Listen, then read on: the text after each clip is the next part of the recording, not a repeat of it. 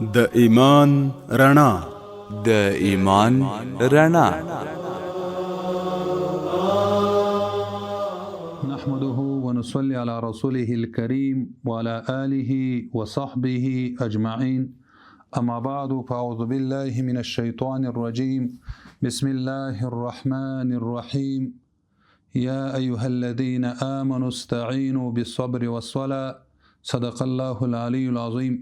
دی امید رادیو قدرمنو او محترمو اوریدونکو، د الله تعالی جل جلاله په توفیق او د الله تعالی په مدد سره نن ورځ رمضان مبارک څلرمه ورځ ده او زه شیخ صاحب مرشد ستاسو په خدمت کې حاضر یم.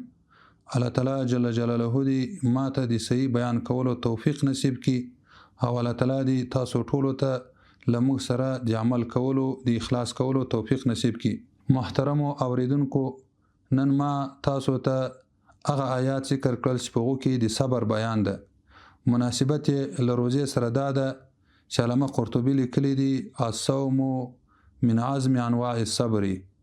وایي دا روزه چې ده دا له بهترینو اقسامو د صبر نه ده. صبر درې اقسام لري. یو دا ده چې موږ تاسو صبر وکړو په طاعت په عبادت باندې، لکه اوس هم روزه نیولې ده، بیا لمونځونه کوو، ذکرونه کوو، دعاګانې کوو، صله رحمي کوو، مسلمانانو سره ښېګڼه کوو، مسلمانان له بدې لارې نه راګرځوو، نو دې ته ویل کېږي صبر په طاعت او په عبادت باندې. او دوهم صبر چې ده هغه صبر ده له معصیت نه، له ګناهونو نه صبر کول. ګناه ده مثال زنا ده، غلا ده، غیبت ده، حرام خوراک ده، نو له دې نه ځان را صبرول. په روزه مبارکه کې انسان کوشش دا کوي الله دا توفیق ورکوي چې له دغو ناروا شیانو نه راوګرځېږي، چې دا دوهم قسم د صبر ده.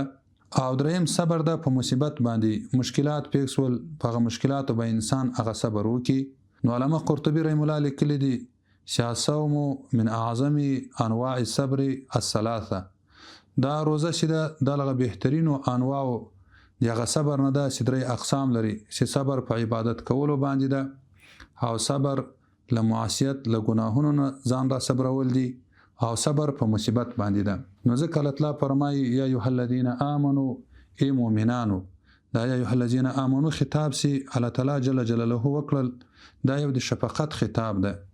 یعنی مؤمنانو تعالی فرمایي چې مؤمنانو، دا مؤمنان لفظ کې الہ العالمین تعظیم دي دغه مسلمانانو کوي چې ایمان راوړی.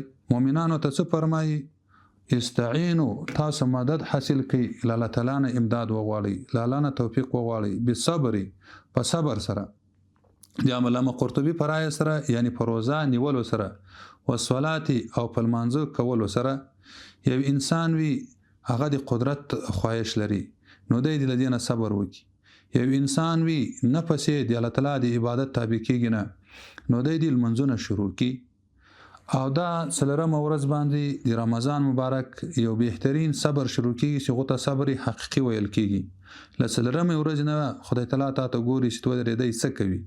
په اوله ورځ کې خو ستا خپل نشاط ول عبادت ته راغلی دی، دا مسلمانان چې هر کار شروع کوي ډېر په شوق په محبت سره شروع کړي. دا رقم دوم ورځ کې نشاط پاته و، درېیم ورځ کې یو څه پاته ول، خو څلرمه ورځ اوس تا صبر معلومیږي چې تو ځان ټینګې کوي نه ټینګې د الله تعالی په عبادت کې. روزې سره خو به خیانت نه کوي، په سترګو خو به حرام قتل نه کوي، په لاسونو خو به حرام نیول نه کوي. نو دا ورځ دی امتحان ورځ ده او ستا صبر حقیقي شروع کیږي. رسول الله فرمایلی دی الصوم جنتون، روزه چې ده دا یو ډال ده. دا روایت متفقون علیه ده. متفقون علیه دا معنی هم بخاری دا حدیث ذکر کړی، هم ترمذی ذکر کړی ده. روزه ډال ده تا ساتي له جهنم نه، روزه ډال ده تا ساتي له ګناهونو نه، روزه ستا لپاره یو سبب دی جنت ته. نو علماء لیکلي دي انما یکون صيام جنتون اذا ثبت الجوارح لا اذا اقتصر على ترك طعام. وایستا لپاره روزه ډال ده یعنی تا بچکی له اور د جهنم نه. دا هغه وخت په خپل اندامونو باندې تو قدرت پیدا کې، اندامونه له ناروا کارونو راوګرځي. دا نه معنی چې تو صرف ډوډۍ نه خوري. علماء کرامو د دې ورځې څو اعمال لیکلي دي چې په دې ورځ کې سړی باید څه وکړي. اوله خبره دا کړل چې الصبر عن فضول الكلام. ګوري بهوده خبرې به نه کوي، صبر به کوي له هغه خبرونه چې هغه بهوده خبرې وي. یو سړی ده به حاجت لګیا ده، هغه مزغوم خوري، د خلکو دماغونه خوري اسی خبرې دي چې بس کوي سره خبرو مقصودی خبرې هم نه دي او رسول الله صلی الله علیه وسلم د ژوند عادت داول سیغو به خوده خبرې نه کولې نو دا روزه کې به اول کوشش تاسو دا کوي چې زیادت خبرې بنه کوي چې ستاله حاجت نه سیوایي رسول الله فرمایل دي خیر الكلام ما قل ودل بهتري خبرې هغه دي چې کم وي خو لیکن زیاته معنا ور کوي د رسول الله صلی الله علیه وسلم مبارک خبرې سوي جوامع الکلم وي یعنی کوچنی خبره به ولا ډېری معناګانې به کې پرتی ولې اوس دا قرآنی دعا چې ده اللهم ربنا اتنا فی الدنيا حسنه وفي الاخره حسنه یا الله دنیا کې موږ ته نیکی راکې په آخرت کې راکې نو دا د دنیا یم ټول وغوښتله ځکه دنیا کې کوم شی ستا په ګټه ول دا ټول فکر رالل د آخرت نیکی به موږ وغوښتلې دې ته جوامع الکلم ویل کېږي نو یو بدا کوي چې به صبر کوي لفظل الکلام نه دوهم دا د محترمینو چې صبر به کوي لزیاء الوقت نه دغه وخت چې الله مو تاسو را کړی دی دا څونه بهترین غنیمت ده په دې غنیمت کې باید مو تاسو ناکام نه سو دغه وخت څخه کار واخلو یو سړی باید خپل ځان سره تقسیم اوقات ولري چې کله سپېدې راوچودلې په دې وخت کې زما ډیپټي شروع وسوله نو زه باید بیا تر سپېده چاو پورې کوم کارونه وکم مثال سپېده چاو کېږي نو زه استغفر الله ذکر باید وکم الله فرمایي و استغفرون بالاسحار سار په ټیم کې باید دی الله تعالی نه مغفرت وغواړي له هغه نه بعد بیا سنت المنځ وکم کوم چې 2 رکعاته سنت ده بیا له هغه نه بعد په مراقبه باندې کینم الله ځان ته حاضر و ناظر کم خپل ګناهونه ځان ته یاد کم په خپل ګناهونه پښیمانه سم چې د رمضان مبارک میاشت ده دا د الله تعالی په طاعت باندې ناسم یا الله زما ګناه خو را معاف ک بل ما فوقون کې خونه لرو یو الله هغه ذات چې موږ تاسو ګناهونه برا معاف کوي په همدې سیستم باندې ناس وی په دې طریقه باندې ترڅو پورې سي د اقامت وخت راځي او اقامت ویل کېږي لمونځ په جماعت سره ادا کېږي له هغه نه بعد د سورة یاسین تلاوت وسی د قرآن تلاوت وسی بیا چې کوم کار تاسو سپارل سوی ده کدي دنیا کار ویم په نیت عبادت باندې وکړه همداسې دا ورځ کې بل منځ راځي بیا پسې بل منځ راځي دا ټول منځونو ته باید تو په انتظار باندې رباط مومن د مومن سړي په رداري انتظار هغه دا ده چې یو منځ یو کړل دی بل منځ په انتظار باندې وي نو سړی باید خپل وخت هغه ضایع نه کړي هغه کارونه چې هغه دنیا مزرعه الاخره ګرځوي چې ستاسو د آخرت لپاره د دنیا ذریعہ چې هغه لسل چې خفاته نشي دریم سیده صبر ده علی ملازمه العباده سړی به صبر کوي په لازموالي د عبادت باندې یعنی دا کوم شیان چې موږ تاسو ذکر کړل که یو انسان کوشش دا وکي چې زما وخت ضایع نشي نو دی د خپل وخت لپاره تقسیم اوقات جوړ کی لکه څنګه چې مخکې ویل او دغه خپل وخت دی کوشش دا کوي چې بیجای ضایع نه کی استغفار ذکر وکي طاعت وکي عبادت وکي بیا به الله تعالی جل جلاله ترنه خوشاله شي علماء کرام لیکلي دي چې صبر ليس انتظار الافطار صبر دانه د استو انتظار وباسي استو د روزمات را ورسیږي بل ضبط اليوم كله دا ټول ورځ ستا په کنټرول کې وي وخت تر نه کې بس لاړ نسی علماء لیکي العباده الناجحه هي التي تنظم السلوك للمزاج بهترین عبادت ستا په کامیابی کې راولي هغه عبادت ته چې تا د الله تعالی طرف ته روان کی او تو په دې کې تکلیف برداشت کې دا نه معنا چې تو خپل طبيعت چلای په خپل طبيعت باندې کوم کارونه کوي علماء لیکلي دي من لم يتغير خلقه في رمضان فليراجع فهم الصيام کدی خوې خصلت په رمضان مبارک کې بدل نسی نو دی خامخا سوچ کې استما او روزه څنګه روزانه ولیده روزه خو باید دی وای چې په هغه روزه کې ما د الله تعالی عبادت کړی وای ما د الله تعالی طاعت کړی وای ولی مینه وکړل دا رقم علماء کرام لیکلي دي اليوم رابع هو اليوم الانتقال من الحماسه الى الاستقامه څلورم ورځ چې دا غورځ انتقال ده چې تاسو کومه جذبه ولا نو واستو استقامت ته برابرېږي چې په خپل جذبه چې د 3 ورځو کې دی وکړه ته په دې کې څونه استقامت کوي حسن بصری صاحب فرمایل رمضان میدان يتسابق فيه المؤمنون فسبق قوم ففازوا وتخلف اخرون فخابوا رمضان مبارک یو میدان ده د مسابقه نو اوس دې کې مسابقه شروع ده مؤمنانو کې مسابقه شروع کړې ده کوم مؤمنان چې هغه په رمضان مبارک کې مختصي د رمضان مبارک په صحیح طریقه سره روزه ونیسي په رمضان مبارک کې په صحیح طریقه سره عبادت وکي په سبق قومنده قوم مختص ول په فازو کامیاب هم سول وتخلف اخرون نور کس چې هغه د دې په مخالف کې دي لکه کفار دي یا مسلمانان دي خو روزه نه نیسي ګناهګاران دي په دې کې عبادت ونه کړي نو دا پاتې سول په خواب او دا سخت تاوانیان سول. سفیان ثوری به ویل د دې ورځې په مطابق باندې علماو خبره ذکر کړې ده اذا دخل رمضان اغلقت دکاکین العلماء. کله چې رمضان مبارک داخل سول د علماء کرامو هغه دکانونه چې دي هغه نور بند سي که عالم دکانداري نور دکانداري نه کوي.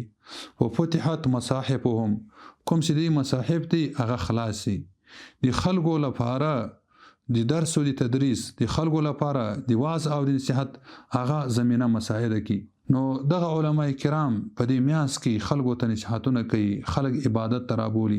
الله تعالی جل جلاله خودي مسلمانانو ته توفیق ورکړي چې دغه د رمضان مبارک عبادت په هغه طریقه سره وکړي لکه کومه طریقه باندې سي الله تعالی جل جلاله موږ تاسو ته امر کړی لکه کومه طریقه باندې سي د رمضان مبارک شان ده.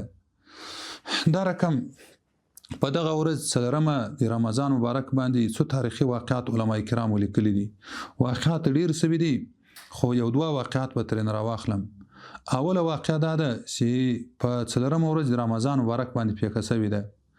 رسول الله صلی الله علیه وسلم په اوله هجری کې چې دوهمه هجری شروع کېدله نو دی وخت کې څلرم د رمضان مبارک سیول لواء لحمزه ابن عبد المطلب یو بیرغ وتاړو لپاره د حمزه ابن المطلب او دته زیرس کسان په لاس باندې ورکړل چې تاسو بزیه کومه قافله چې د ابو جهل را روانه ده او ابو جهل سره تقریبا 300 کسان دي نو تاسو به د هغو لپاره کمین ته ځئ.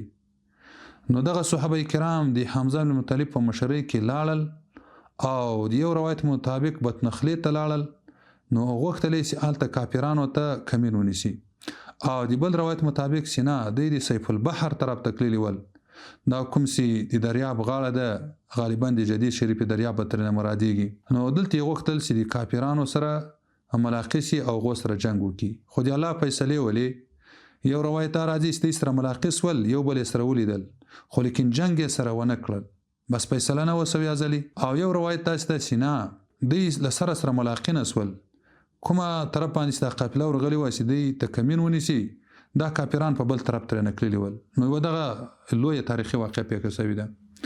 دوه واقع چې رمضان مبارک هغه په څلرم باندې پیښه شوې ده دا تقریبا 218 هجری ولا. بختیار ابن بویه ورته وایي د یو لخر برابر کړل چې رومیانو سره جنگ وکي. نو فتوا ورته ورکړه فقيه ابوبکر حنفي او دا رقم ابو الحسن علي ابن عیسی سی زمانی ورتوي ابو الحسن علي ابن عیسی زمانی دی فتوا ورکړه. دا رقم ابن تقاق حنبلی نو دوی ورل پروم باندې حمله وکړه. د دې قافلې مشر د مسلمانانو هغه هبت الله ناصر الدوله ابن حمدان په نامه سره ول. هبت الله ناصر الدوله ابن حمدان کله چې دې جګړه باندې وکړه تقریبا دا جګړه ډیره وګدس ولا. الہ العالمین دا فضل او برکت وکړل چې مسلمانانو ته فتح ورکړل او رومیانو چې په وخت کې اکثر په اهل کتاب لغو شکست وخړل.